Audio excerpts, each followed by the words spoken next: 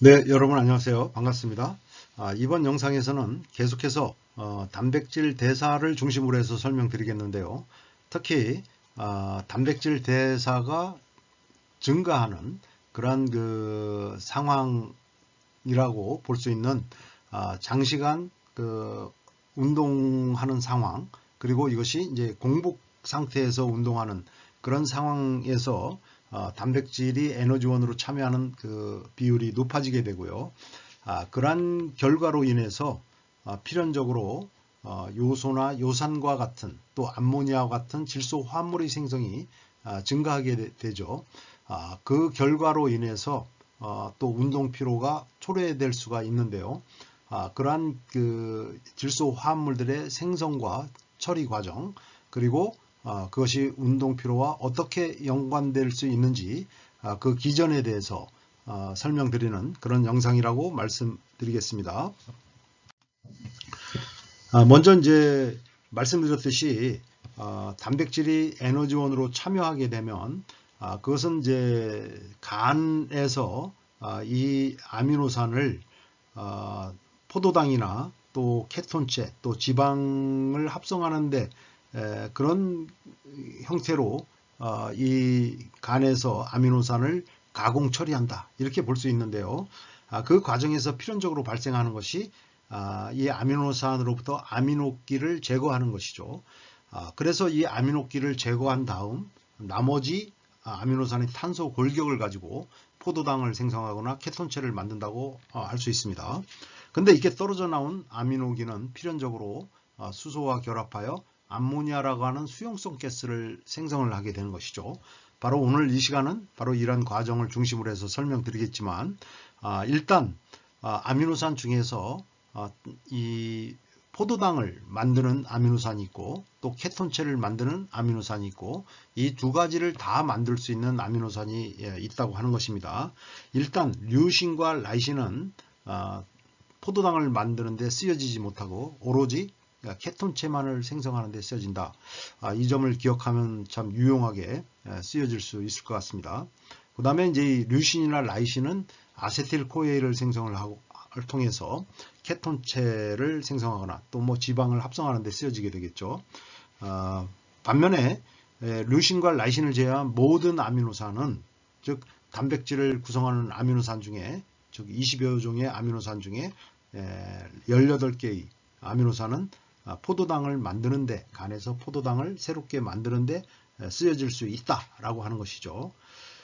그것은 그만큼 인체가 혈당이 저하하는 그런 상황을 최대한 막기 위해서 인체의 방어 시스템이 그만큼 작동을 하는 것이다.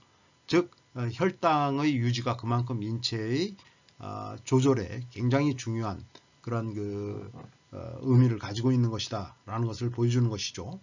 그 다음에 요 5개의 아미노산, 즉 이소루신, 트립토판, 트레오닌, 페닐알라닌, 티로신 이 5가지의 아미노산은 당 신생도하고 케톤체도 생성하는 그런 그 아미노산이라고 하겠습니다.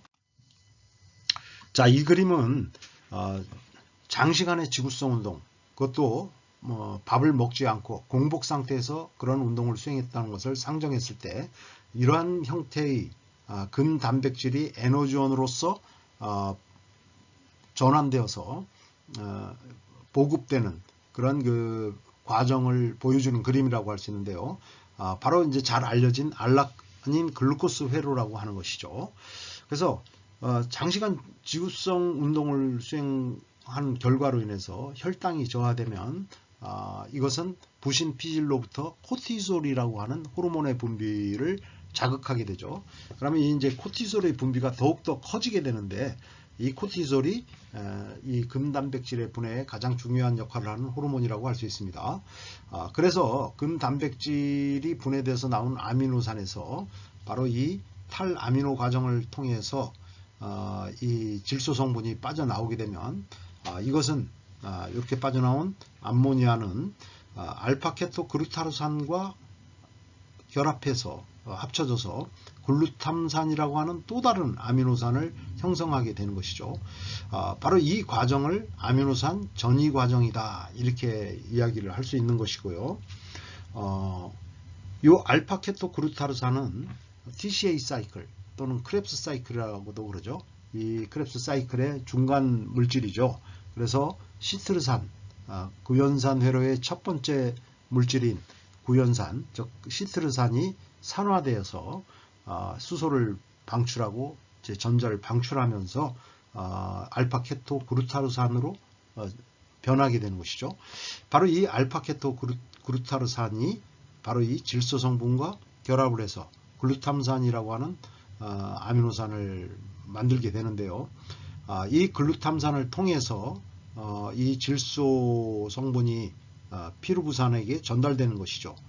그래서 피루부산은 해당 과정의 최종 산물로서 피루부산은 요 질소 성분과 합쳐져서 알라닌이라고 하는 또 다른 아미노산을 또 형성을 하게 되는 것입니다.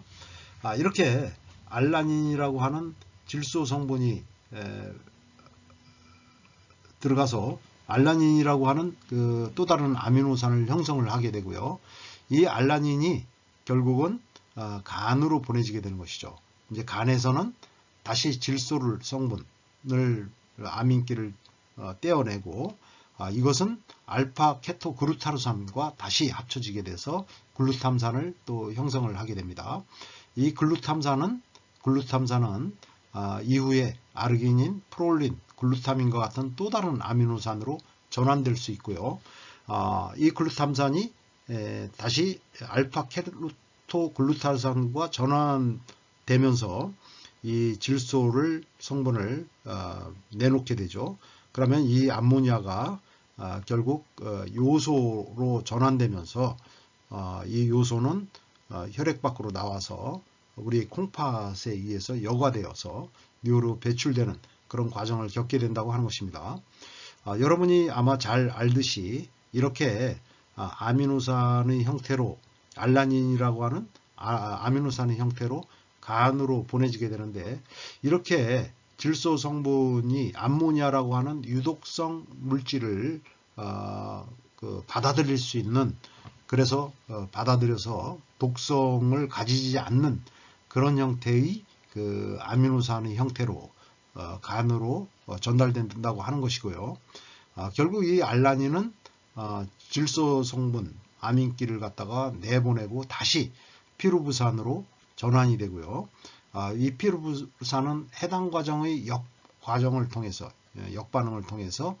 포도당으로 재전환되고, 이 포도당은 또 혈액 밖으로 나와서 물론 이제 혈당을 형성하게 되는 것이죠. 그래서 혈당이 떨어지지 않도록 혈당을 유지하는데 중요한 그런 작용을 하게 되는 것이고요. 물론 혈당은 계속해서 운동하는 근육으로 또 보급될 수 있는 것이죠. 그래서 이러한 일련의 사이클을 알라닌 글루코스 회로다, 글루코스 알라닌 사이클이다, 이렇게 이야기하는 것이죠.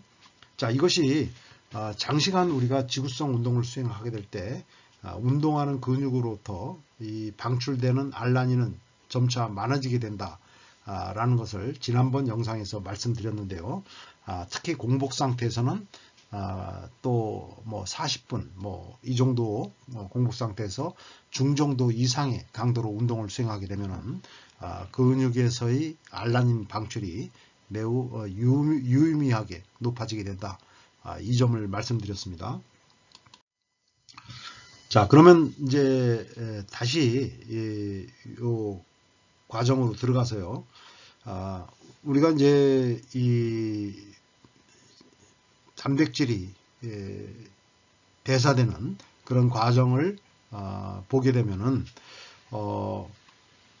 크게 두 가지 측면에서 생각할 수 있죠. 우리가 섭취하는 단백질 식품이 있고요. 그래서 이제 이 단백질이 아미노산으로 분해돼서 간과 혈액 중으로 존재하게 되는 것이고, 그것이 이제 아미노산 풀이라고 하는 개념으로 설명드렸습니다. 또 한편으로는 우리 근육이나 또 소화기 점막, 또 소화 효소 등이 분해되어서 아미노산 풀을 형성하게 된 될 수 있는 것이죠. 그런데 여태까지 설명드린 아미노산들, 이 아미노산들은 방금 설명드린 알라닌 회로를 통해서 간으로 보내져서 방금 이러한 당 신생 과정을 겪게 되고요. 그로 인해서 암모니아를 생성을 하고 그것이 이제 요소를 생성한다라는 점을 말씀드렸습니다. 그런데 이 요소는 이런 형태로, 즉 암모니아가 이제 두 개가 합쳐져서 그 다음에 이제 암모니아 두 개가 이산화탄소와 반응해서 요소라고 하는 요 물질을 갖다가 생성한다. 이것을 보여주고 있고요. 그 결과로 인해서 이제 물이 생성이 되는 것이죠. 어쨌든 이러한 그 과정을 통해서 요소가 생성이 되는데 또 다른 질소 화합물인 요산은 완전히 다른 과정을 거치게 되죠. 바로 이 요산은 요 퓨린이라고 하는 물질, 이 퓨린은 핵산을 형성하는 그런 물질이라고 할 수 있고요. 즉 핵산이라고 하면 DNA, RNA를 둘 수가 있는데요. 바로 이 핵산을 구성하는 물질이 퓨린이다. 뭐 이 정도로 여러분이 이해하면 되겠습니다. 그런데 우리가 이 퓨린을 함유한 단백질 식품은 이제 여러 가지가 있는데 간이나 곱창, 또 콩팥 같은 내장류에 퓨린이 많이 함유되어 있고 또 고등어나 멸치와 같은 그러한 그 등푸른 생선에 이 퓨린이 많이 포함되어 있다 이렇게 볼 수 있습니다.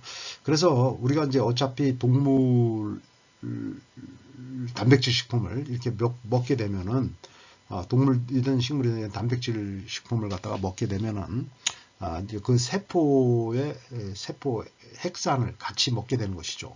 그러면 이 핵산을 구성하고 있는 퓨린이라고 하는 물질이 대사되게 되는데 이 퓨린은 이제 간에서 여러 굉장히 복잡한 그런 과정을 통해서 대사되게 됩니다. 굉장히 복잡한 과정이지만 이것을 간단히 설명드려서 최종적으로는 크산틴이라고 하는 이 뭐 항산화 작용을 가지고 있는 이런 물질로 전환이 되고 이것이 이제 간에서 요산으로 전환된다 이렇게 볼 수 있습니다. 문제는 이제 이 요산이 혈액중에 과도하게 축적되는 것을 되면은 고요산혈증을 초래하게 되고 이것이 이제 이 요산이 관절 연골이라고 하는 곳, 즉 우리 뼈의 골단 부위에 있는 골단을 제일 그 표면을 그 코팅하고 있는 관절, 즉 관절 연골 부위에 이 요산이 침착이 돼서 요산과 나트륨이 하나의 그 결정체를 이루어서 뾰족뾰족한 그런 결정체를 이루어서 관절 연골에 그 침착될 때 이것이 이제 상당히 그 주변 조직을 그 건드리게 되고 또 수분 같은 물을 끌어들이면서 또 부종을 일으키고 이렇게 하는 그 통풍을 일으킬 수 있고요. 또 신장으로 가서는 신장 결석을 형성한다고 하는 것입니다. 이런 그 문제를 일으키기 때문에 너무 지나치게 과도한 요산이 생성되는 그런 상황이 되면은 이런 그 문제를 걱정할 수가 있게 되는 것이죠. 걱정하게 되는 거죠. 이렇게 우리가 식품을 통해서 이 퓨린이 생성되기도 하고 또 우리가 아주 뭐 극심한 운동을 하거나 스트레스 상황에서 이 세포가 파괴되어서 거기서 나온 퓨린이 간으로 보내져서 여기서 이제 이런 요산을 생성을 하게 되는 것이라고 볼 수 있습니다. 대체로 이러한 그 고요산 혈증이 있을 때는 퓨린이 함유된 단백질 식품을 제한해야 되겠죠. 그런데 사실은 이런 음식을 통해서 섭취하는 것이 이 혈중 요산에 기여하는 비율은 약 20-30% 정도밖에 안 되고 실제는 이것을 배출하는 데 문제가 발생해서 이러한 고요산 혈증이 초래되고 그래서 통풍이나 신장 결석의 위험성을 높여준다고 하는 것입니다. 그런 대표적인 것으로는 알코올 같은 걸 과다하게 섭취한다든가 또 비만이 있고 또 인슐린 저항성을 가지고 있을 때 이런 요산 배출에 어려움을 겪게 된다라는 점이고요. 이것이 져야 된다. 그 다음에 뭐 만성적인 탈수 상태 이런 것도 요산 배출에 저해가 되는 요인이 되는 것이죠. 그 밖에 뭐 신장의 기능에 이상이 있을 때 요산 배출을 잘 하지 못하니까 고요산 혈증이 나타나게 되고 또 이것이 통풍이나 신장결석을 일으킨다고 하는 것입니다. 네, 이렇게 생성된 요산이나 요소는 두 개 다 주로 뇌를 통해서 배출되게 되는 것이죠. 자, 그러면은 이제 피로와 관련해서 좀 더 말씀을 드리면 우리가 운동을 수행할 때 근육에서는 이제 암모니아가 생성이 됩니다. 그것은 이 ATP에서 인이 떨어져 나간 것이죠. 그래서 아데노신 2인산 포스페이트 바로 이 ADP 두 개가 합쳐져서 ATP를 생성을 하고요. 또 AMP 아데노신 모노페스페이트 아데노신 1인산이라고 얘기하는데요. 요 AMP가 다시 물과 결합을 해서 물과 반응을 해서 IMP라고 하는 물질과 또 암모니아를 생성을 한다. IMP는 이노신 모노포스페이트라고 하고요.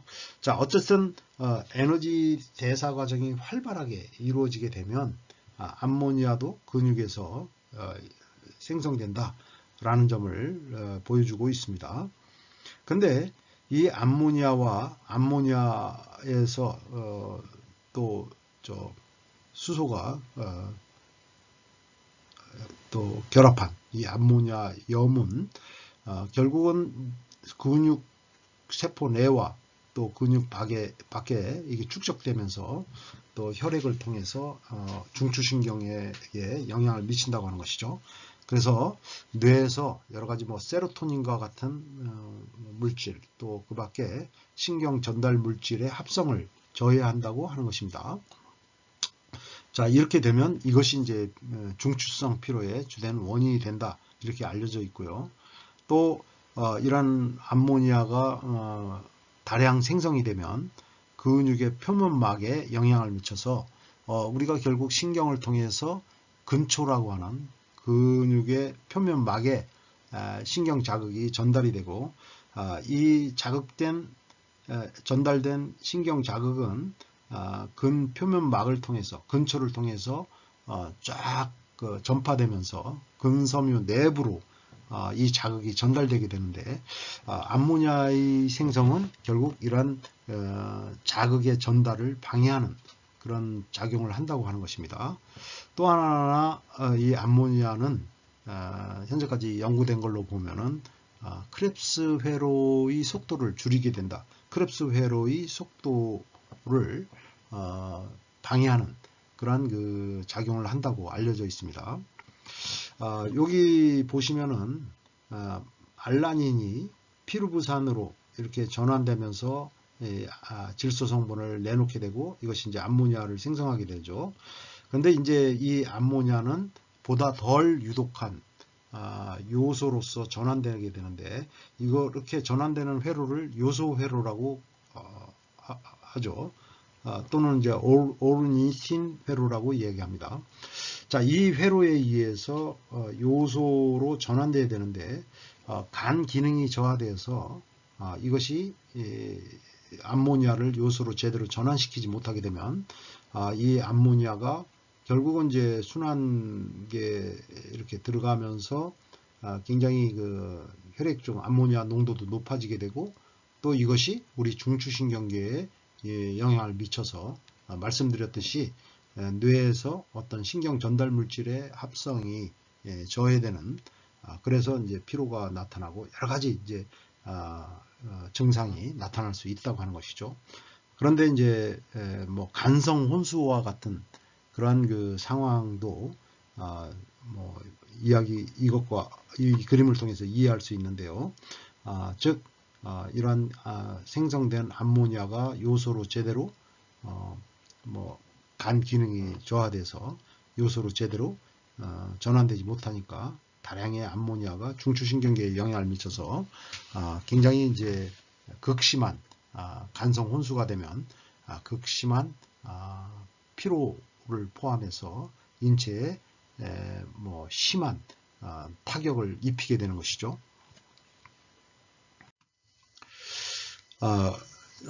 공복 운동 시 간과 근육의 이 암모니아의 생성이 바로 중추와 말초성 피로의 원인이 될 수 있다라고 볼 수 있는데요. 에너지원의 보급의 측면에서 공복 운동을 하게 되면 근그리코겐도 저하되고 혈당도 저하됨으로써 이것이 자체가 피로의 한 요인이기도 합니다. 체지방을 감소시키기 위한 그 목적으로서 어떠한 공복 운동을 수행을 한다고 했을 때 그것은 이제 그러한 체지방 감소의 효과를 기대할 수가 있겠지만 지나친 지구성 형태의 운동을 하게 되면 적절한 에너지의 보급이 없이 그런 운동을 하게 되면 그로 인해서 발생하는 암모니아의 축적도 피로의 중요한 원인이다. 지금까지 피로의 굉장히 주된 원인은 수소이온의 축적과 그로 인한 체액의 산성화가 굉장히 가장 중요한 피로의 요인으로 유력한 피로의 요인으로 설명되고 있지만 암모니아도 또 하나의 피로의 요인으로 설명될 수 있다고 하는 것입니다. 그래서 이제 이 암모니아가 축적이 되면은 다량 발생하게 되면은 말씀드렸듯이 근표면막에서 신경 자극의 전도를 방해하는 그런 현상이 나타난다고 하는 것이죠. 그래서 신경 자극이 전달되기 위해서는 세포 바깥쪽과 세포 안쪽에 나트륨과 칼륨의 분포가 계속해서 일정한 수준을 유지해야 되는데 전해질의 분포가 정상적으로 잘 유지돼야 되는데 반복적으로 운동을 수행을 하게 되면은 이 나트륨이 세포 안으로 들어가고 칼륨이 바깥으로 나가면서 신경 자극이 이제 전도되게 되는 것인데 이런 과정은 다 이제 에너지가 요구되는 과정이죠. 그렇지만은 암모니아의 축적에 의해서 바로 이런 크렙스 회로가 느려지게 되거나 그렇게 되거나 아니면 암모니아 자체가 바로 이러한 나트륨 칼륨 펌프의 기능에 영향을 미치게 되면은 다시 이 전해질의 세포 내외 분포를 정상으로 다시 돌리기 위해서 끊임없이 작용하는 이 나트륨 칼륨 펌프의 기능이 어느 순간 제대로 작동하지 못하게 되고 그러면 이제 신경 자극이 정기적 자극이 제대로 근표면막을 통해서 전달되거나 T세관 이런 걸 통해서 전달되지 못하게 되죠.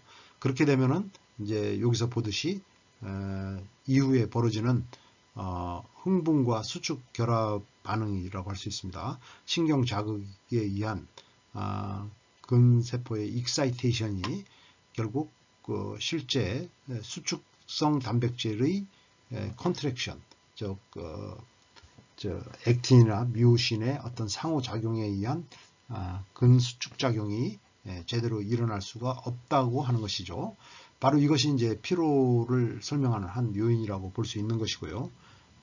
그래서 그러한 과정이 근신경 전도가 장애되거나 흥분 수축의 결합 반응이 장애를 입거나 또 에너지 대사 과정에서 미토콘드리아 내에서 일어나는 크렙스 회로가 바로 방해를 받아서 ATP를 제대로 생성하지 못하게 되는 거, 바로 이런 것들이 근수축 과정을 전부 약화시키는 방해하는 요인으로 작용해서 이것이 피로의 요인이 된다고 하는 것입니다. 그리고 이제 이 중추성 피로도 역시 뇌신경 전달 물질의 합성을 저해하거나 또는 이제 이러한 중추신경계에서는 오히려 이런 신경 자극을 너무 과흥분시키게 되어서 계속 이제 신경 자극이 과흥분되게 되면 이거 역시 이제 에너지가 지속적으로 소모되는 그런 과정이기 때문에 신경세포의 ATP 고갈이 결국은 신경피로를 초래하고 그것이 이제 운동 시 나타나는 피로 현상의 한 원인이 된다라고 하는 이론이 제기되고 있는 것이죠. 자, 지금까지 경청해 주셔서 대단히 감사합니다. 감사합니다.